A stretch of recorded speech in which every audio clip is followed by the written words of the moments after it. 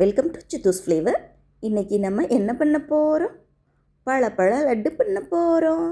அதுக்கு நம்ம நல்லா பழுத்த 10 பலாசொலையை எடுத்து வச்சுக்கலாம். அதோட விதையை நீக்கிட்டு இந்த மாதிரி குட்டி குட்டி பீஸாக கட் பண்ணிக்கலாம். அடுப்பில் கடாயை வச்சு ஒரு 2 ஸ்பூனு நெய் ஊற்றிக்கலாம். ஊற்றிட்டு இந்த பலாச்சொலையை நல்லா வணக்கி விட்டுக்கலாம். தண்ணியே இருக்கக்கூடாது. இந்த மாதிரி அம்மா பண்ணுறேன் பாருங்கள், அது மாதிரி பண்ணணும். ஃப்ரெஷ்ஷாக ஒரு தேங்காயை எடுத்து உடச்சிட்டு வந்து அதில் பெரிய ஸ்பூனில் 3 ஸ்பூனு தேங்காயை துருவி எடுத்துக்கலாம். அதையும் இதோட சேர்த்துடலாம். சேர்த்துட்டு நல்லா வணக்கி வச்சிடலாம். இன்னொரு கடாயை எடுத்துட்டு அதில் கொஞ்சம் சுகர் போட்டு இதை நம்ம என்ன பண்ணலாம், கேரமலைஸ் பண்ணிடலாம். பழத்தை சாப்பிட்டு பாருங்கப்பா. பழம் நல்லா இனிப்பாக இருந்துச்சுன்னா சுகரை குறைச்சிக்கோங்க. பழம் இனிப்பு கம்மியாக இருந்தால் சுகரை கூட்டிக்கங்க. அவ்வளவுதான். நான் 10 சொலைக்கு இப்போ 4 ஸ்பூன் போட்டு கேரமலைஸ் பண்ணியிருக்கேன்ப்பா. நான் எடுத்தது வறுக்கப்பழம். இதில் நிறைய வெரைட்டி இருக்குப்பா.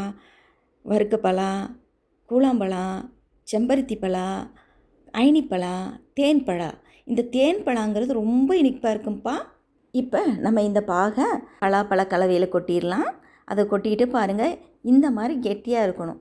அப்போ தான் கெட்டு போகாது. கொஞ்ச நாளைக்கு வச்சுக்கலாம். இதை இந்த பாருங்கள், இந்த மாதிரி வரணும். நல்லா இதை என்ன பண்ணணும், நல்லா மிக்ஸ் பண்ணி விடணும். நல்லா இங்கே பாருங்கள், இந்த மாதிரி மேலேருந்து இப்படி கீழே போடுறப்ப இந்த மாதிரி இருக்கணும். இது என்ன ஆகிரும், கொஞ்சம் நேரத்தில் பாருங்கள் மெல்ட் ஆகி எல்லாம் ஒன்றோட ஒன்று கலந்து நல்லா நமக்கு டார்க் ப்ரௌன் கலர் வந்துடும். இதில் கொஞ்சம் அப்படியே கொஞ்சம் ஏலக்காய் தூள் சேர்த்திக்கலாங்க. இதை நல்லா மிக்ஸ் பண்ணி விட்டுக்கலாம்.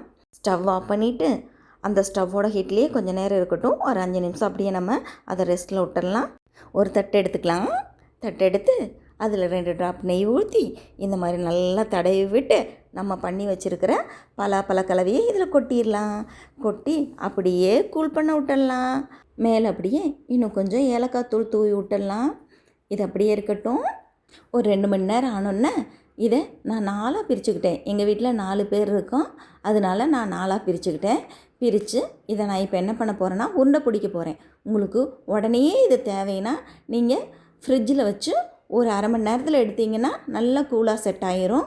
அதுக்கப்புறம் நீங்கள் லட்டாக பிடிச்சிக்கலாங்க. இதுதான் கரெக்டான சைஸு. இதை விட அதிகமாக போனாலும் திகட்டும். இதை விட கம்மியாக சாப்பிட்டாலும் சாப்பிட்ட ஃபீலிங்கே இருக்காது. இதுக்கு மேலே முந்திரி பருப்பு வச்சு டெக்கரேட் பண்ணிடலாம். இதுக்கு மேலே பொட்டுக்கடலை இருக்குல்லங்க, அதை தூவி சாப்பிட்டாலும் இது நல்லா இருக்குங்க. எங்கள் அம்மாவோட ஊர் மலைவாழ் கிராமம் இல்லைங்க, அதனால இந்த பலாப்பழம் நிறைய கிடைக்குங்க.